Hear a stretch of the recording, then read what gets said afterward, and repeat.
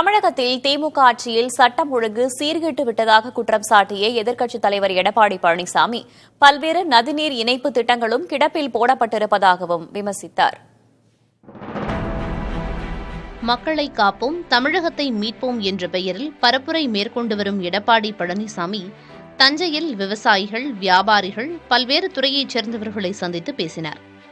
அப்போது அவர்களின் கோரிக்கைகள் மற்றும் குறைகளை அவர் கேட்டறிந்தார். பின்னர் அவர்கள் மத்தியில் உரையாற்றிய பழனிசாமி தானும் ஒரு விவசாயி என்பதால் அவர்களின் கஷ்டங்கள் என்ன என்பதை அறிந்து கொள்வதாக கூறினார். வேளாண் உற்பத்தி பொருட்களுக்கு உரிய விலை கிடைக்கவில்லை என குற்றம் சாட்டிய அவர் மத்திய மாநில அரசுகள் இணைந்து உரிய விலை நிர்ணயிக்க வேண்டும் என கேட்டுக்கொண்டார். காவேரி கோதாவரி நதிகள் இணைப்பு திட்டம், நடந்தாய் வாழை காவிரி திட்டம் போன்ற நதிநீர் இணைப்பு திட்டங்கள் திமுக ஆட்சியில் கிடப்பில் போடப்பட்டதாகவும் பழனிசாமி விமர்சித்தார். மனிதனுக்கு உயிர் எப்படியோ விவசாயத்துக்கு உயிராக இருப்பது நீர்.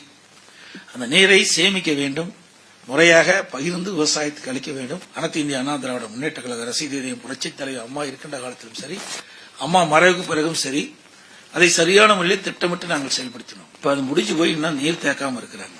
மேட்டூர்ல இருந்து கடலை கலக்கின்ற வரை 4 இடத்துல தேர்வு செஞ்ச தடுப்பணை கட்டுறது. ஏன்னா நம்ம தடுப்பணை கட்டினா இப்ப உபரி மேட்டூர் அணையிலிருந்து திறக்கப்படுகின்ற உபரி நீர் போய் நேராக கடல்ல கலக்குது, வீணா போகுது. தொடர்ந்து பேசிய பழனிசாமி அதிமுக ஆட்சியில் ஆற்று மணல் திருட்டை தடுக்க பல்வேறு நடவடிக்கைகள் எடுக்கப்பட்ட நிலையில் திமுக ஆட்சியில் ஆற்றில் இருந்து மணல் சட்டவிரோதமாக கடத்தப்படுவதாகவும் குற்றம் சாட்டினார். மேலும் தமிழகத்தில் சட்டம் ஒழுங்கு சீர்கெட்டுவிட்டதாக குற்றம் சாட்டிய பழனிசாமி ஸ்காட்லாந்து காவல்துறைக்கு நிகராக போற்றப்பட்ட தமிழ்நாடு காவல்துறையின் பெருமை தேய்ந்துவிட்டதாகவும் விமர்சித்தார். இன்றைக்கு நிலை தலைகளாக மாறிவிட்டது. போதைப் பொருள் நிறைந்த மாநிலமாகிப்போச்சு. தினந்தோறும் பத்திரிகை ஊடகத்தில் வருகின்ற செய்தி அதற்கு காரணம் சரியான முறையிலே இவர்கள் ஆட்சி செய்யாத காரணத்தினால் இன்றைக்கு ஆளுங்கட்சி சேர்ந்த பிரமுகர்கள் அவள் சரியாக செயல்பட விடாத காரணத்தினால் சட்ட ஒழுங்கு இன்றைக்கு படிப்படியாக தமிழகத்தில் சீர்குலைந்து கொண்டிருக்கின்றது.